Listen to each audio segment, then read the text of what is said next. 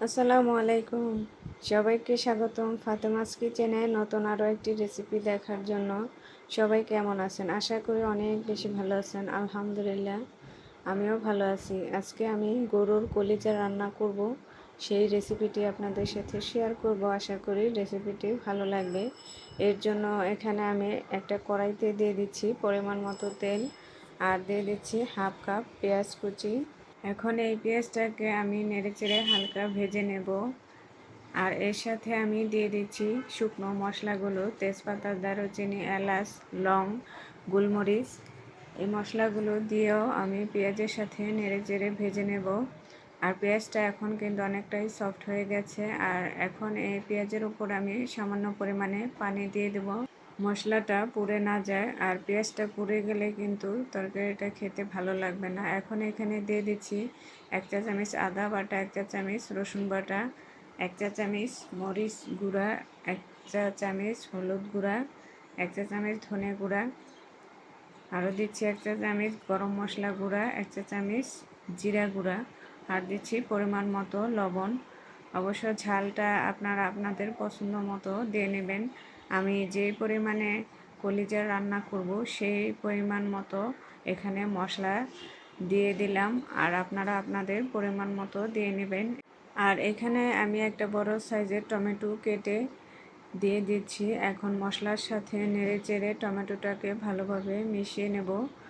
আর এই মশলাটা আর টমেটোটা সিদ্ধ হওয়ার জন্য অল্প পরিমাণে পানি দিয়ে নেড়েচেড়ে এটাকে ঢাকনা দিয়ে ঢেকে কষিয়ে নেব 2 থেকে 3 মিনিটের মতো। আর এই যে 2 মিনিট পর আমার মশলাটাও কষানো হয়ে গেছে, আর টমেটোটাও কিন্তু সিদ্ধ হয়ে গেছে। আর এখন এখানে আমি দিয়ে দিব কলিজাগুলো। আর এই কলিজাগুলোকে আমি আগে থেকেই সিদ্ধ করে ছোট ছোট পিস করে কেটে নিয়েছি। অবশ্য কলিজা রান্নার সময় কিন্তু কলিজাটাকে আগে থেকেই সিদ্ধ করে নিতে হয়। আর ছোট ছোট পিস করে কিন্তু রান্না করলে কলিজাগুলো দেখতেও সুন্দর হয় আর খেতেও ভালো লাগে। এখন আমি কলিজাটা দিয়ে মশলার সাথে ভালোভাবে নেড়েচেড়ে মিশিয়ে নেব।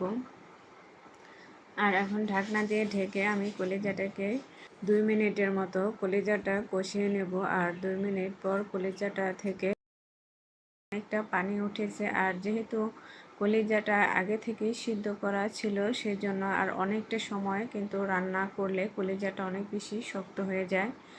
আমার কষানো হয়ে গেছে। আর এখন আমি এখানে দিয়ে দিচ্ছি পরিমাণ মতো ঝোলের পানি। আর এখানে আমি অনেক পরিমাণে পানি দেব না, অল্প পরিমাণেই দিয়ে নেব, কারণ আগে থেকে কলিজাটা সিদ্ধ করা। আর এখানে কয়েকটা কাঁচামরিচ দিয়ে দিয়েছি। এখন ঢাকনা দিয়ে ঢেকে আমি রান্না করে নেব। আমি এখানে 5 মিনিটের মতো রান্না করে নিয়েছি। আর দেখেন ঝোলের পানিটা কিন্তু অনেকটাই শুকিয়ে গেছে। আর যতটুকু আছে আমি নেড়ে চেড়ে শুকিয়ে নেব। আর এই যে ফাইনালি এখন কিন্তু কলিজাটা রান্না হয়ে গেছে। আর বেশি রান্না করব না। এখন আমি এটাকে নামিয়ে পরিবেশন করে নেব। এই যে নামিয়ে একটা প্লেটে আমি পরিবেশন করে নিয়েছি। দেখতে পাচ্ছেন দেখতে যতটা সুন্দর লাগছে, এটা খেতেও কিন্তু ততই মজা লেগেছে। আর আজকে আমার এই গরুর কলিজা ভুনা রেসিপিটি কেমন লেগেছে অবশ্যই কমেন্ট করে জানাবেন।